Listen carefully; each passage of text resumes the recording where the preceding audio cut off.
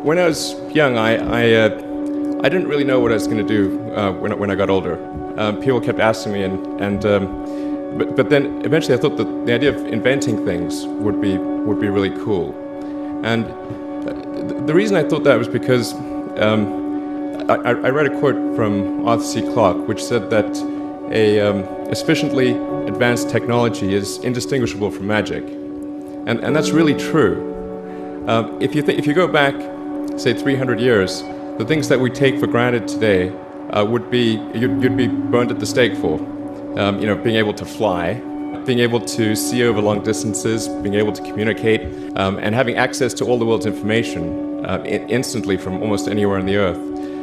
This is stuff that really would be magic, or would be considered magic in times past. In fact, I think it actually goes beyond that, because there are many things that we take for granted today that weren't even imagined in times past. They weren't even in the realm of magic.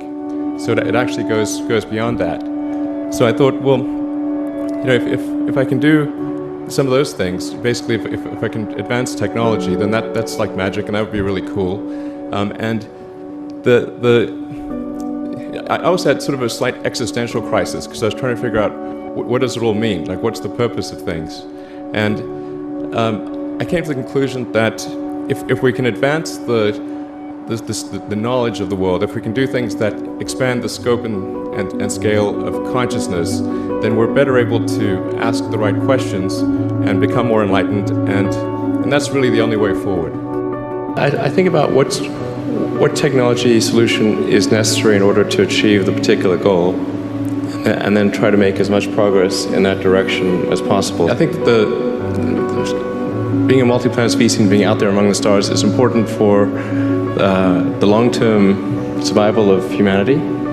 But then the part that I find personally most motivating is that it creates a sense of adventure, and it makes people excited about the future.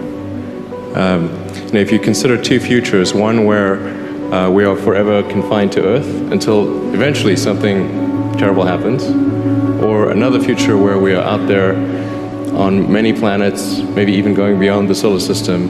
I think that second version is incredibly exciting and inspiring, and there need to be reasons to get up in the morning. Life can't just be about solving problems. Otherwise, what's the point? There's got to be things that people find inspiring and make life worth living. When my brother and I were starting our first company, instead of getting an apartment, we just rented a small office, and we slept on the couch.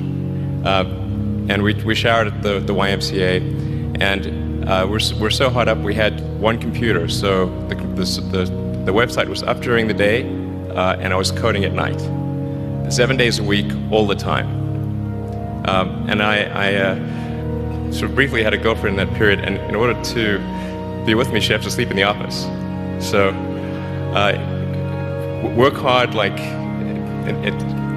every waking hour. That's the thing I would say, particularly if you're starting a company. A natural human tendency is wishful thinking. So a challenge for entrepreneurs is to say, well, what's the difference between really believing in your ideals and sticking to them versus pursuing some unrealistic dream that doesn't actually have merit? And that is a really difficult thing to tell. Can you tell the difference between those two things? Right. So you need to be sort of very rigorous in your self-analysis. I think certainly extremely tenacious, and then just work like hell. I mean, you just have to put in 80 to 100 hour weeks every week. All those things improve the odds of success. Or how do you think about making a decision when everyone tells you this is a crazy idea? Or where do you get the internal strength to do that? Well, first of all, I'd say I actually think I feel fear quite strongly. So it's not as though I just have the absence of fear. I feel it quite strongly. But there are just times when something is important enough, you believe in it enough, that you do it in spite of fear. People shouldn't think, well, I feel fear about this, and therefore I shouldn't do it. It's normal to feel fear. So you just feel it and let the importance of it drive you to do it anyway? If you just accept the probabilities, then That diminishes fear. Drive overrides fear. It's about believing in the future and thinking that the future will be better than the past. And I can't think of anything more exciting than going out there and being among the stars.